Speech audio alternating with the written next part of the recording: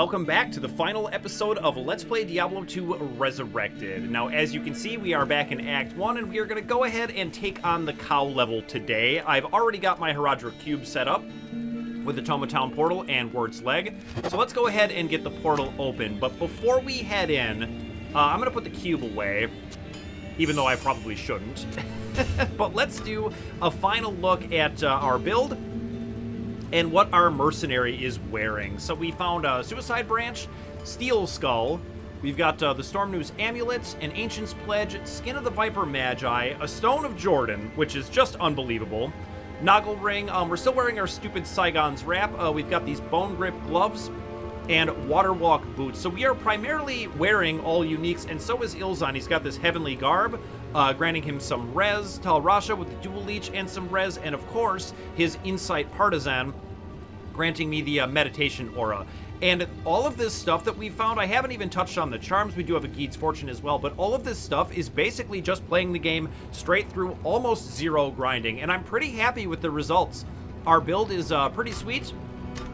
Everything looks really, really good, and one of the reasons that I stopped playing this game was because it was so hard to find specific things, but I've found that the specifics don't matter as much as just getting as rich as we have, and I'm really, really impressed with the results. We are level 83. We are sitting on 134% Magic Find, among a lot of other really good stuff. This 80% faster cast rate is really sweet. That lets us achieve the 75% breakpoint. And all of our auras that have synergy are all completely maxed out with plus to skills on top of that. So our defensive stuff is +4 to everything. +5 to everything. Wow. And our offense and combat skills all have +3, so it's looking really, really good. And while we take on the Secret Cow level, I'm going to give you my final thoughts on this game, so let's get in there and start killing some cows.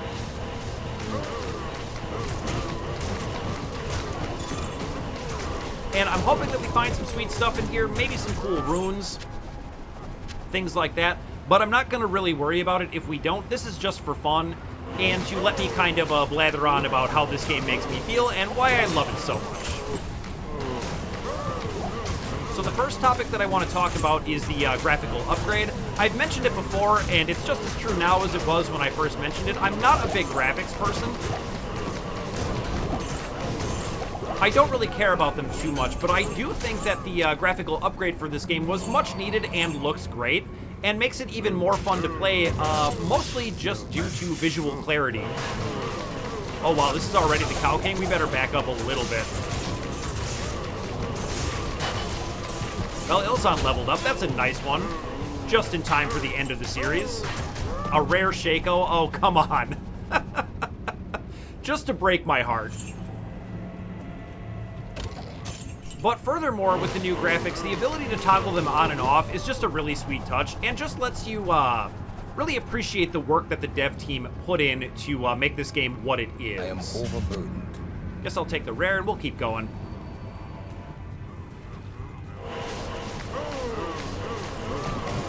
You know, I found when I played an episode where I switched back to the old graphics, the game is much, much less visually clear. Obviously, it's something you can get used to, but it just actually does make it more fun to play.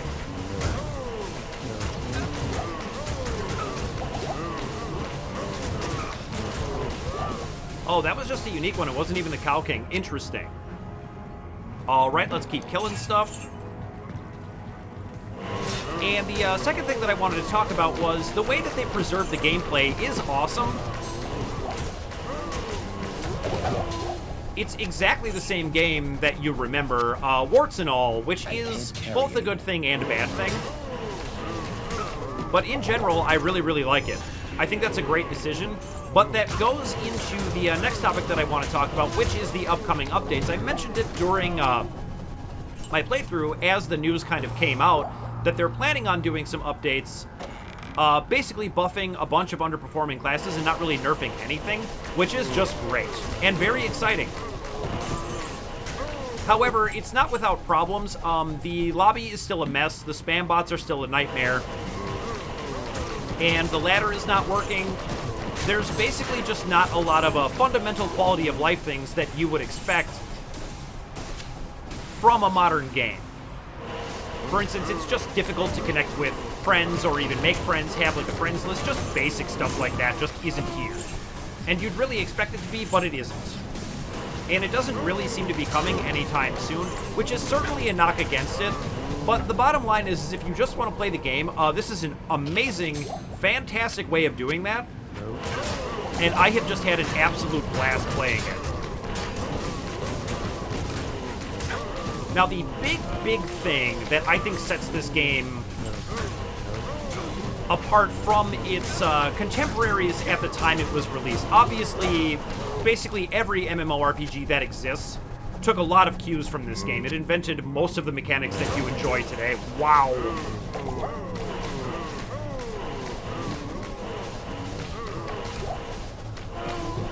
Okay, that was really scary. That just immediately dropped Ilzon. Let's go get him back.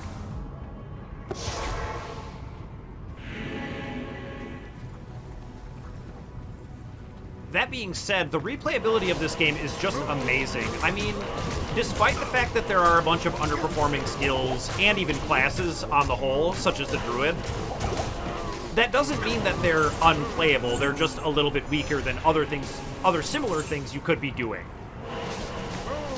Like if you're playing a caster necromancer, why aren't you just playing a sorceress? Things like that.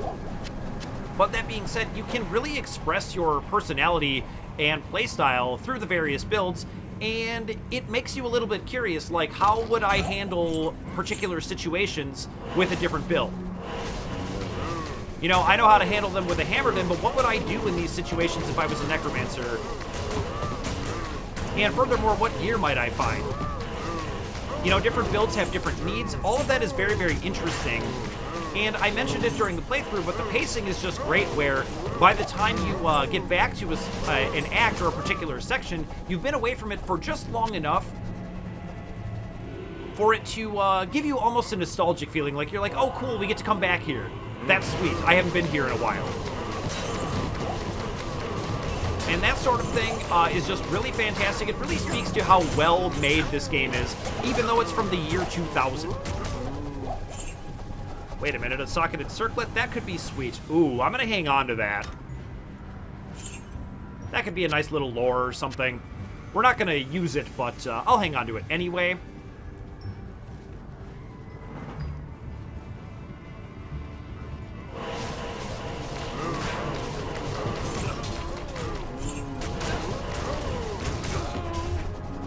And we can also talk about what this game means to me personally. It's very, very dark, very grim, and all of those things were not super popular in games in the year 2000. Like, there was, of course, games like Doom, but nothing like this that really just, I don't know. It ticks all the boxes for me. You have all these dark environments, grim storytelling, all of it's just great. Ilzon is not doing great, however. I just keep losing him. Alright, can I make any sense of this pile? This is unbelievable. I wouldn't mind doing a few runs of this place, but oh well. Let's get our best friend back. We don't want to keep going without him. Is there anything here I want to pick up? Not really. Let's keep killing some cows. And, you know, my personal feelings on this game could, to some extent, be chalked up to nostalgia. This came out at a very formative time in my life, in my teenage years, and I spent a great deal of time playing it. But having revisited it now, playing through it again, but it having modern graphics, I say that it holds up quite well.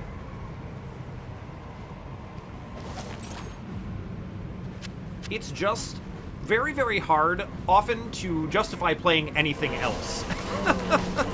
Because it's just fun, and the progression is linear enough, but random enough to just keep you addicted, and keep you wanting to find that next sweet, sweet drop.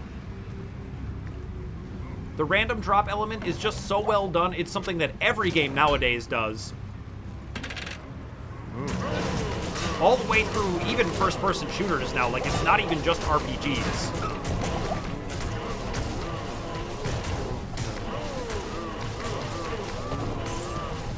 Your Borderlands, your Destiny, All of that stuff all basically involves the exact same mechanics as this game.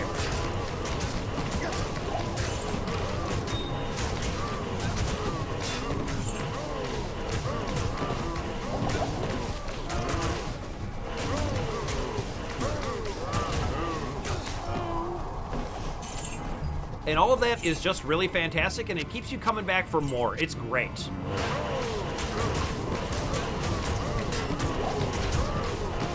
The addictive nature can be a bit of a double-edged sword. As I've said, it can really consume... I can't carry anymore. ...all of your gaming time into just Diablo 2 time, but I think that that's... It's a credit to how good the game is, right? It just keeps you wanting to play. And I love it. I have had so much fun. I've been really impressed with the way the build performed. And it's going to be really hard to put this game down.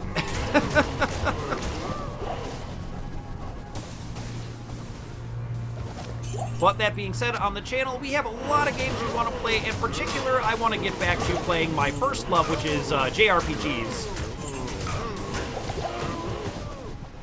We have some really great games coming up on that docket. And I don't really know how many other MMOs I'm going to play. I really enjoy playing games that I consider to be, like, important pieces of gaming history, and Diablo 2 is a huge one.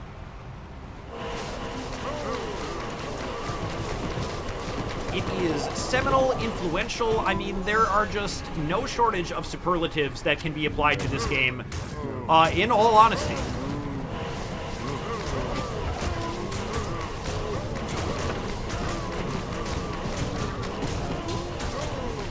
And I think that what we're doing right now is just a perfect example of what makes this game great. Being willing to lean into the memes and jokes about your own game, or just, you know, back before the internet was as big as it is, just the kind of wild, like, high school rumors about games. And actually seeing that come to fruition in the next iteration of your game is just amazing. I love it. Now, I'm going to give all the drops in here a once-over, but I'll see you back in town. All right, and that will do it. Now, I do realize that there are maybe a couple more things we could do, things like the Ubers, like super endgame content, but we're not quite geared enough for that without doing a bunch of grinding, and I feel like I've done a pretty good job of comprehensively showing everything that this game has to offer, save for that tippity top tier endgame stuff. So let me know what you thought. Let me know if you're going to play. I'd love to make some friends on here. We can always roll another character. It'll be a great time. But I just want to say thank you so much for watching. Thank you very much if you made it with me all the way to the end of this excursion through all of the difficulties in Diablo 2. It's been an absolute blast and a pleasure. So thanks again, and I will see you in the next video.